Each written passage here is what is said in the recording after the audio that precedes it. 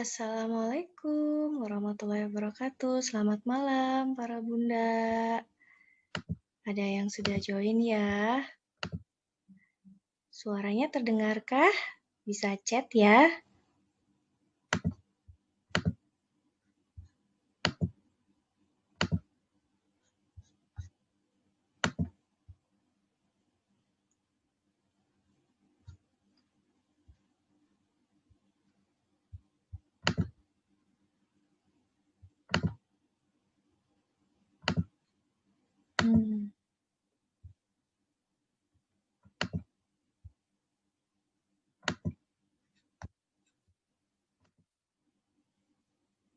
Ya, siapa lagi yang sudah ada di dalam?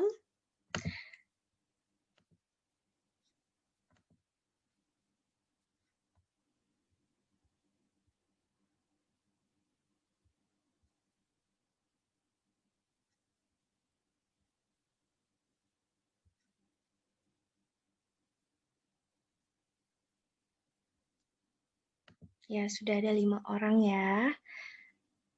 Baik, sambil kita menunggu.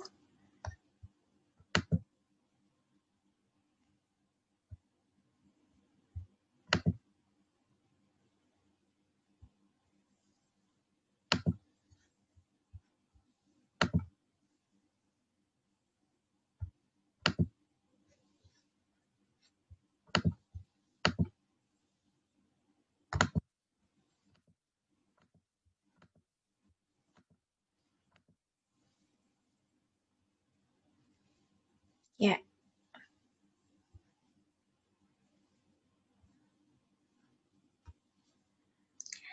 Baik, karena sudah jam 7:30 ya, jadi kita mulai dulu, mungkin sambil menunggu yang lain yang masih akan mulai atau akan masuk ke dalam forum ya. Assalamualaikum warahmatullahi wabarakatuh. Selamat malam para bunda yang sudah hadir. Ya, malam ini Waalaikumsalam warahmatullahi wabarakatuh. ya, malam ini kita akan membahas mengenai mengapa anak menolak sekolah ya. Sebelumnya perkenalkan saya Suci, saya sebagai host yang nanti akan memandu forum diskusi malam ini ya.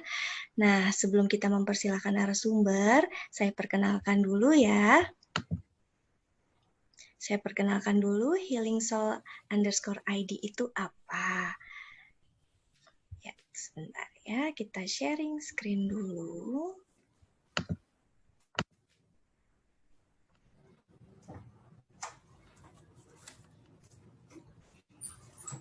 Ya, jadi Healing Soul _ID adalah kolaborasi para psikolog yang bertujuan untuk meningkatkan kesehatan mental melalui intelektualisasi atau dengan belajar ya.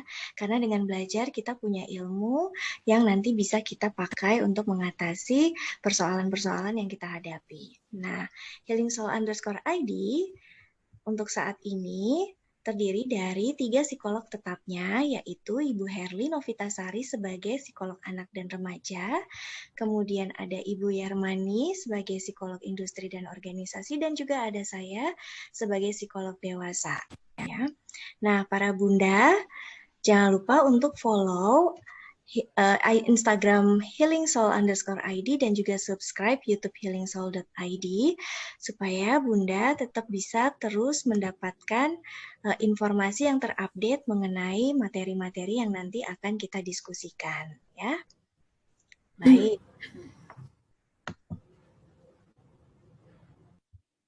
Nah, oke. Sambil menunggu yang lainnya, kita perkenalkan dulu kepada narasumber kita kali ini, ada Ibu Ratna. Beliau adalah psikolog klinis yang sudah bekerja selama 13 tahun di Rumah Sakit Dr. Sutomo, Surabaya. Ya, beliau juga berpengalaman sekali dalam menangani persoalan-persoalan anak. Nah, nanti buat para bunda yang punya pertanyaan mengenai persoalan anak, ya, terutama yang menolak untuk belajar atau sekolah, silahkan ditanyakan di forum ya, nanti akan dijawab oleh Ibu Ratna. Ya, beliau juga lulusan dari Universitas Airlangga Surabaya. Baik, untuk mempersingkat waktu, silahkan kepada Bu Ratna menyampaikan materinya. Terima kasih Bu Suci gitu ya kesempatannya. Selamat malam para bunda. Assalamualaikum warahmatullahi wabarakatuh. Kita mulai saja ya, walaupun nanti masih ada yang bakal join, kita mulai saja. Baik, tema kali ini kita memilih mengapa anak menolak sekolah, begitu ya Bu Suci ya. Kenapa? Padahal ini kan justru anak-anak tidak lagi sekolah gitu ya. Tetapi kenapa ini menjadi materi yang membuat saya ingin membidik gitu ya. Kenapa anak menolak sekolah? Mungkin sebelum masa pandemi, anak-anak, Bapak Ibu sekalian, atau mungkin kerabat, tetangga, dan sebagainya, ada yang mengalami masalah dengan proses belajar di sekolah, yaitu terutama menolak untuk pergi ke sekolah atau mengalami kecemasan gitu ya ketika berangkat ke sekolah atau ketika berada di sekolah. Nah, kenapa ini menjadi penting gitu ya? Karena hal-hal yang terkait dengan penolakan itu adalah sesuatu yang ada hubungannya dengan kondisi mental gitu ya, kondisi mental anak. Jadi kondisi mental ini banyak sekali tidak dijumpai, ya, tidak dikenali oleh orang tua atau tidak menyadari adanya konflik atau kondisi kesehatan mental anak mereka.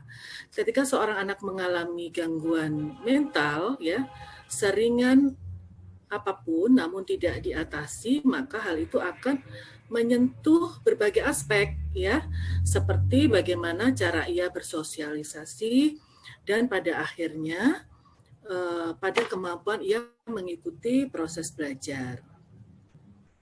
Nah, di masa pandemi ini tentu saja menjaga kesehatan fisik itu sangat penting ya, namun menjaga kesehatan mental itu juga tidak boleh diabaikan.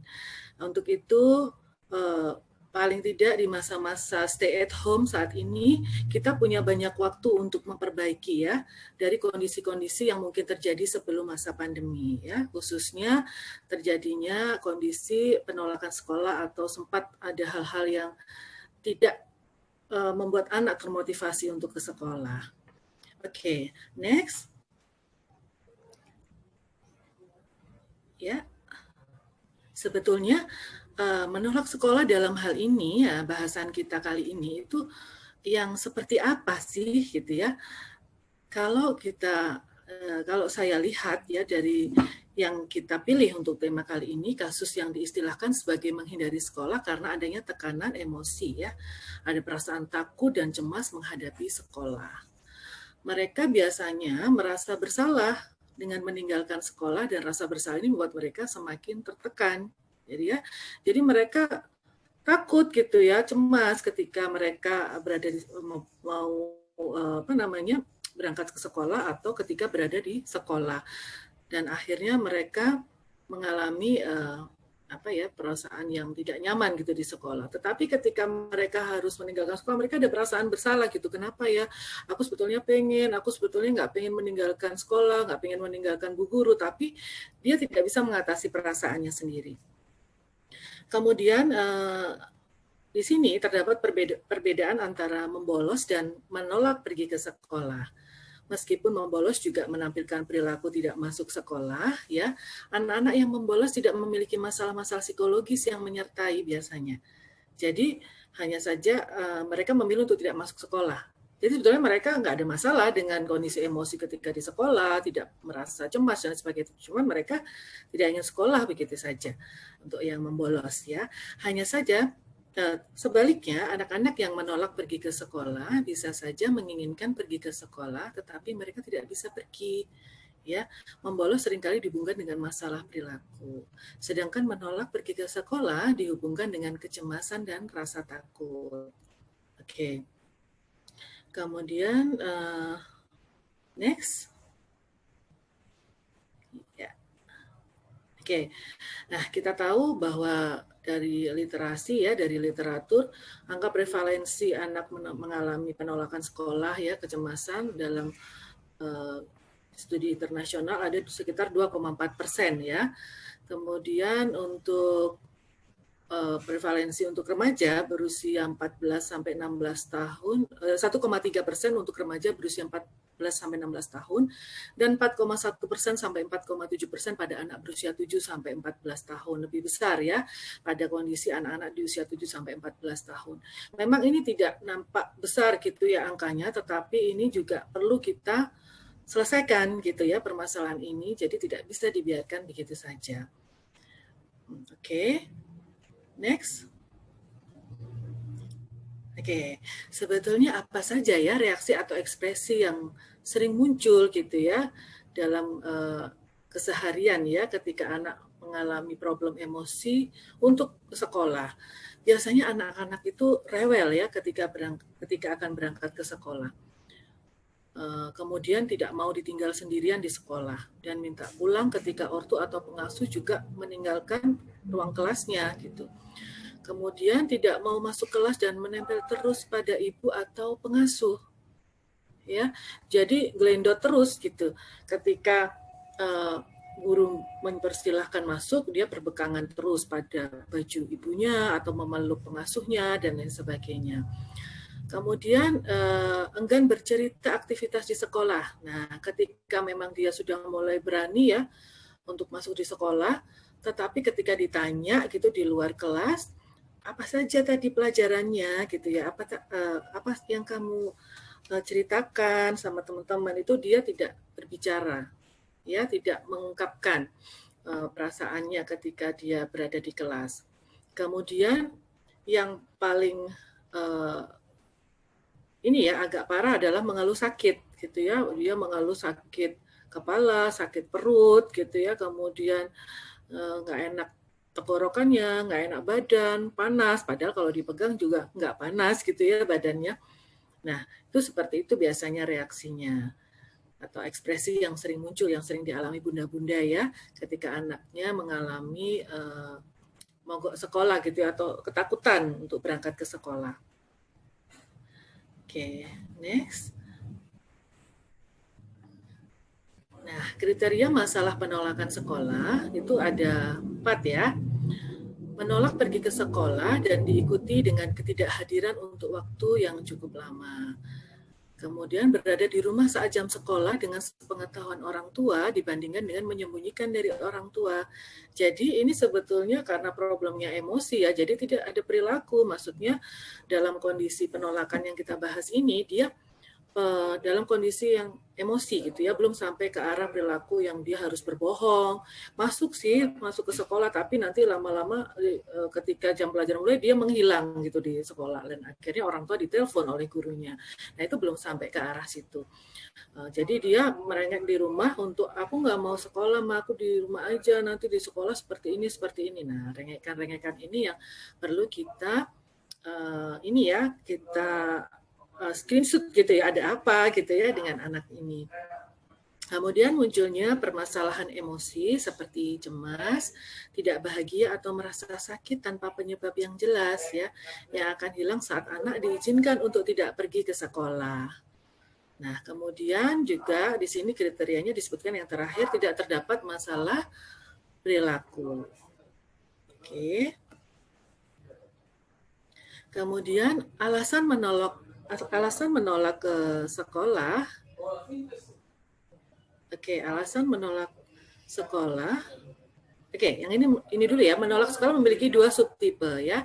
Tipe akut, tipe ini puncaknya terjadi pada anak sekitar umur 5 sampai 8 tahun dan terjadi dalam kurun waktu antara 2 minggu sampai 1 tahun. Tipe ini memiliki prognosis yang lebih bagus. Kemudian tipe kronis yang terjadi selama 2 tahun ajaran atau lebih ya, tipe ini puncaknya terjadi pada anak tingkat SLTP atau SLTA dan memperlihatkan kesulitan yang lebih serius. Tipe ini memiliki prognosis yang kurang bagus. Nah ini memang kondisi yang sudah agak berat ya, karena sudah ada waktu yang agak lama gitu, yang tergolong lama ya. Oke. Sebetulnya Oke, saya tambahkan sedikit. Alasan anak menolak ke sekolah ada 4 hal ya biasanya. Anak yang menghindari ketakutan atau kegelisahan terkait setting sekolah ya, baik secara umum maupun khusus. Satu setting atau lebih ya, seperti koridor, toilet, situasi ujian atau guru tertentu ya yang nampaknya membuat dia ketakutan gitu ya. Mungkin gurunya tidak pernah tersenyum ya, atau gurunya kalau menyapa itu tidak pernah memegang bahunya dan lain sebagainya, seperti yang dia rasakan ketika dia di rumah. Kemudian anak yang menghindari situasi permusuhan sosial.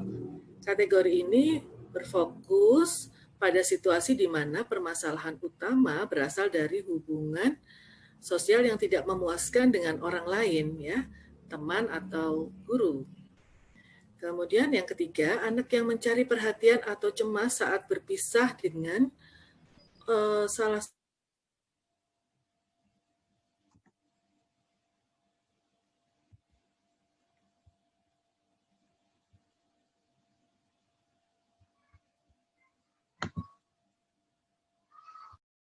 Jadi ketika anak nggak mau sekolah, dibiarkan saja ya berlarut-larut bahwa dia meyakini bahwa anak memang merasa tidak nyaman gitu.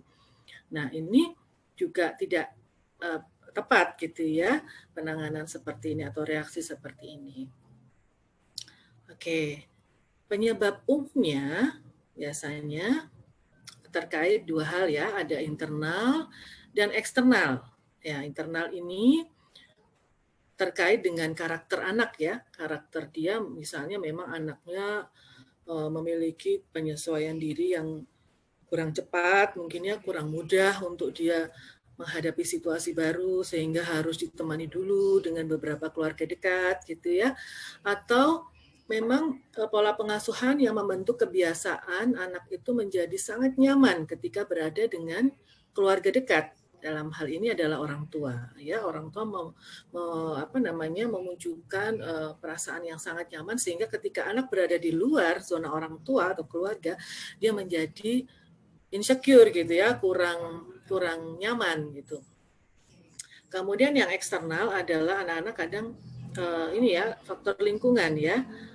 Jadi mungkin tempat belajarnya atau bosan dengan materi-materi atau metode yang diberikan di sekolah, kemudian situasi sekolahnya atau karakter-karakter orang yang ada di lingkungan sekolah, baik teman, guru atau siapapun yang berada di sekolah itu. Oke. Kemudian juga ada, kalau saya melihat ya, ini juga dari literatur yang ada, anak-anak yang mengalami kondisi seperti ini tidak semuanya, ya tidak banyak sebetulnya, tetapi ada beberapa karakter ya atau tipe kepribadian gitu ya, yang dia memiliki karakter yang memang sensitif gitu ya, kemudian tidak tahan terhadap kritik. Jadi sangat peka gitu ya terhadap kritik dan evaluasi. Jadi kalau misalnya ini orang tua ngasih tahu gitu ya, atau orang lain memberitahu, dia sudah merasa itu sesuatu hal yang mengancam dia gitu, yang membuat dia itu merasa bahwa dirinya nggak bisa apa-apa gitu. Padahal sebetulnya itu hanya mengoreksi gitu ya. Ini yang membuat anak-anak itu menjadi rentan gitu terhadap masukan-masukan dari lingkungan. Kemudian mereka juga kurang bisa mengelola emosi ya. Jadi mudah marah, mudah tersinggung, mudah ngambek dan lain sebagainya. Kemudian juga ternyata ada kondisi perfeksionis yang menunjukkan bahwa mereka juga sebetulnya punya perhatian yang berlebih tentang performansi akademik. Jadi sebetulnya mereka mengharapkan sesuatu itu yang bagus gitu ya. Mungkin karena ada pola asuh atau pembiasaan dari orang tua ya yang mengharapkan anaknya untuk melakukan semuanya dengan baik gitu ya, dengan ideal. Nah, sehingga ketika anak masuk ke dalam situasi baru yang mungkin di luar dugaannya, dia menjadi kurang nyaman atau merasa insecure ya, nggak pede dengan kondisi itu sehingga munculkan reaksi-reaksi emosi seperti yang disebutkan tadi.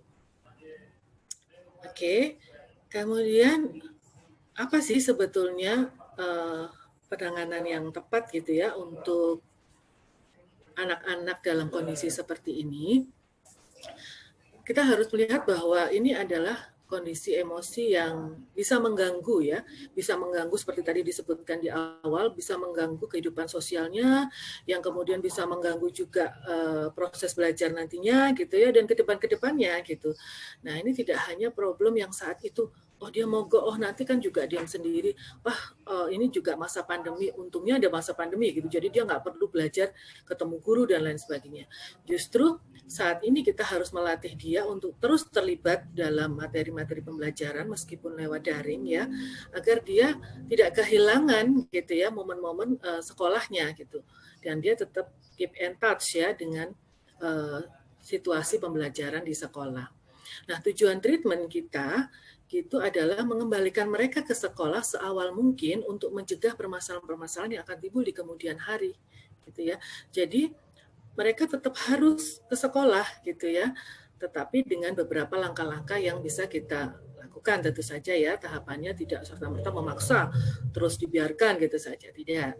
Tapi mengembalikan mereka ke sekolah seawal mungkin itu merupakan proses penanggulangan yang paling memadai gitu untuk proses untuk pembentukan emosi yang lebih baik gitu nantinya. Kemudian next. Nah, sasaran treatment kita tentu saja orang tua, anak, dan guru, gitu ya. Jadi orang tua, anak, dan guru. Jadi bukan hanya anaknya, orang tuanya juga menjadi sasaran treatment, gitu ya. Kenapa? Karena anak-anak ini kan kehidupannya diawali dengan kehidupan bersama orang tua ya. Munculnya tidak begitu saja anak menjadi mogok sekolah, tidak begitu saja anak merasa cemas, tetapi ada pola-pola pengasuhan yang membuat dia mengalami kondisi seperti itu. Untuk itu, orang tua harus diedukasi terlebih dahulu. Misalnya apa gangguan yang dialami anak. Ya, jadi mungkin memang dia tidak sakit gitu ya, dan dia mengatakan dia sakit. Mungkin memang itu pura-pura, tetapi ada hal-hal yang terjadi di balik kepura-puraannya. Nah, ini orang tua harus diberikan penjelasan, gitu ya. Jadi tidak menyalahkan anak, gitu ya, karena anak menjadi seperti itu juga atas pengaruh dari keterlibatan kita dalam pengasuhan yang kemarin, gitu ya. Nah, kemudian orang tua juga akan diajarkan langkah-langkahnya, bagaimana cara-caranya gitu ya. Mungkin dengan langsung ya diajarkan secara langsung ketika anak sedang dalam kondisi seperti itu, mungkin orang tua bisa di-guidance gitu ya, apa yang harus mereka lakukan gitu. Kemudian untuk anaknya sendiri, oh ya, untuk orang tua tadi juga perlunya mereka menampilkan model ya, model yang baik. Jadi orang tua juga berperan penting sebagai role model anak ya.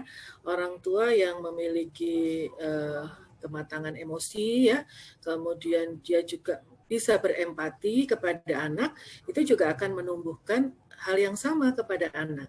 Jadi anak juga bisa berempati akhirnya, dan dia bisa mudah untuk memahami situasi-situasi baru di luar kehidupan yang sebelumnya gitu ya. Jadi anak tidak akan mengalami kondisi adaptasi yang buruk. Nah, kemudian untuk anak mungkin kita akan mengajarkan apa itu kondisi-kondisi yang tidak nyaman ya, mengajarkan mengekspresikan mungkin ya. Jadi pertama mungkin anak diharapkan untuk bisa mengekspresikan dengan berbagai cara ya, mungkin dengan cara dia menggambar, kemudian cara dengan bermain boneka ya, agar dia bisa merefleksikan perasaannya gitu, mengekspresikan perasaannya saat itu. Jadi apa sih sebetulnya mengganggu dia gitu ya? Apakah dia itu sedih, apakah dia itu malu, apakah dia itu marah atau kecewa gitu ya saat dia mau berangkat ke sekolah. Nah, itu harus kita ketahui dulu. Nah, ini kita harus terlibat dengan anak ya secara intens ya. Kalau tenaga profesional mungkin akan mengajarkan dia untuk bisa mengekspresikan emosi terlebih dahulu. Kemudian mengajarkan dia untuk mengungkapkan keinginannya gitu ya, apa yang dia mau. Selanjutnya baru kita ajarkan dia untuk social skill training gitu ya, bagaimana dia harus bersikap kepada anak kepada temannya misalnya, kepada gurunya gitu. Nah, yang terakhir adalah kepada guru. Guru ini tidak boleh lepas dari treatment kita gitu ya, karena guru ini juga perannya sangat penting ya. Nah, kita harapkan bahwa dengan kita menyasar guru, kita bisa mengidentifikasi ya, maksudnya guru bisa kita ajarkan untuk mengidentifikasi kesulitan-kesulitan yang mungkin anak alami gitu ya di tahap awal. Mungkin guru bisa memahami anak ya dalam kondisi seperti apa. Ya, mungkin kalau guru bisa terlibat dengan baik, mungkin dia akan melakukan home visit misalnya, atau hanya interaksi dengan orang tua saja misalnya. Kondisi di rumah seperti apa biasanya dan lain sebagainya. Itu guru juga harus aktif berperan serta gitu ya. Karena ketakutannya memang pada ini gitu ya, lingkungan sekolah gitu ya. Jadi beberapa lingkungan sekolah harus dilibatkan.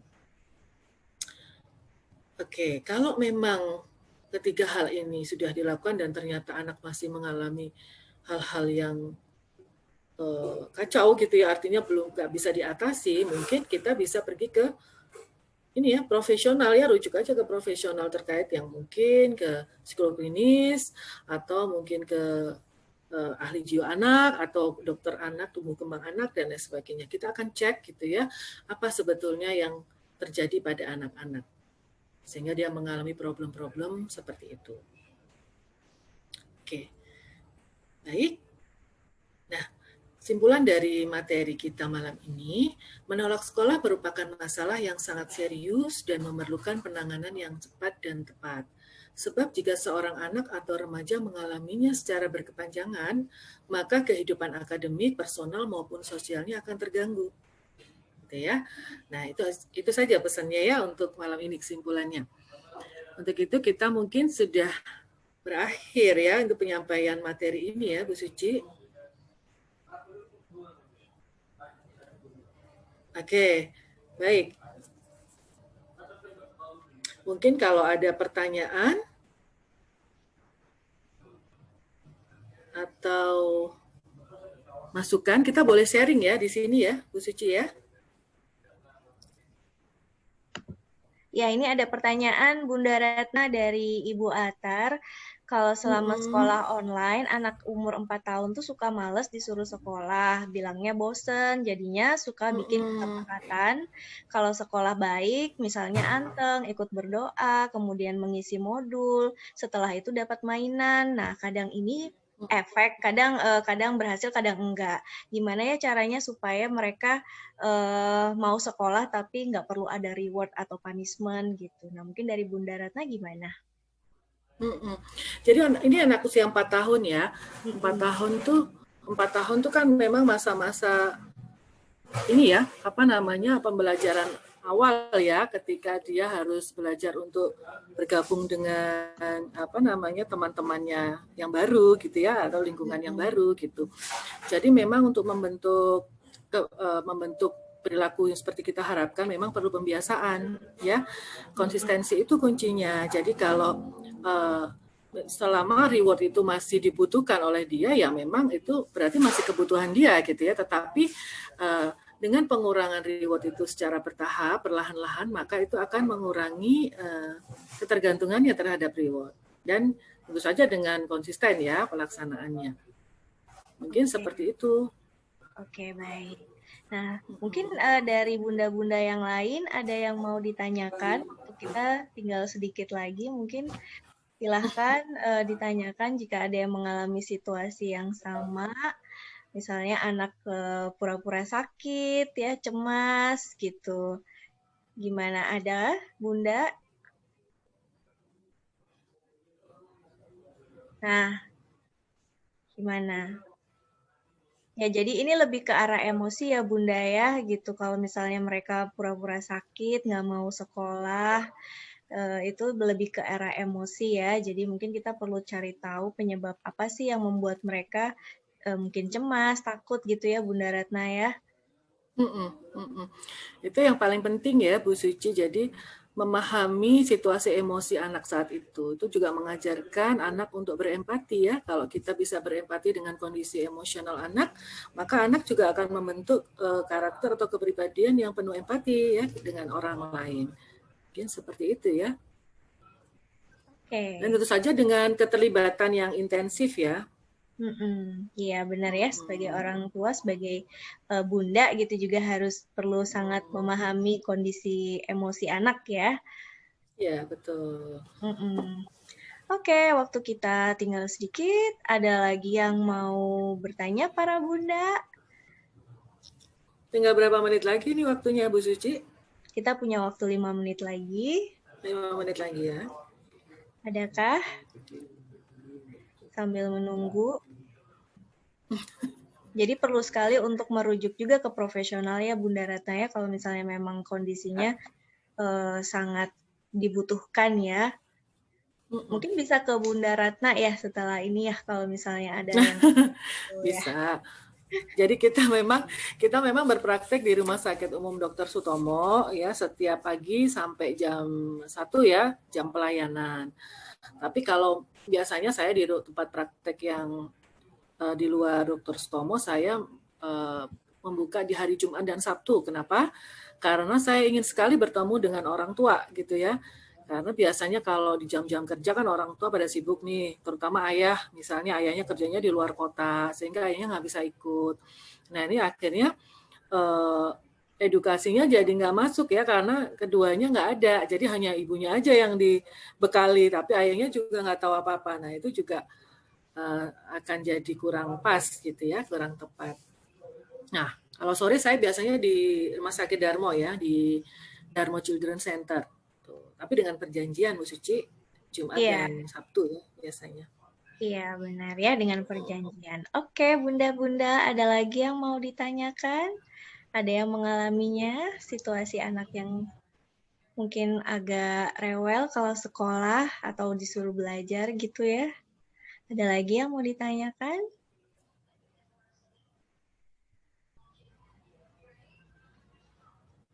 Oke.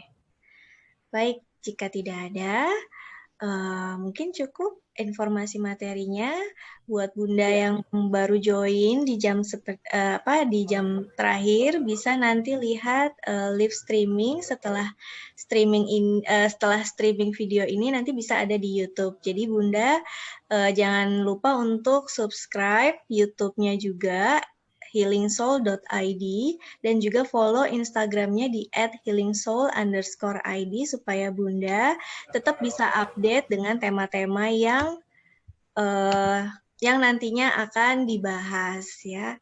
Gitu. Atau nanti kalau misalnya ada yang ingin bunda-bunda pengen tahu, boleh komen juga ya di YouTube, di komen YouTube-nya healingsoul.id, dan juga bisa DM kami di Instagram @healingsoul_id.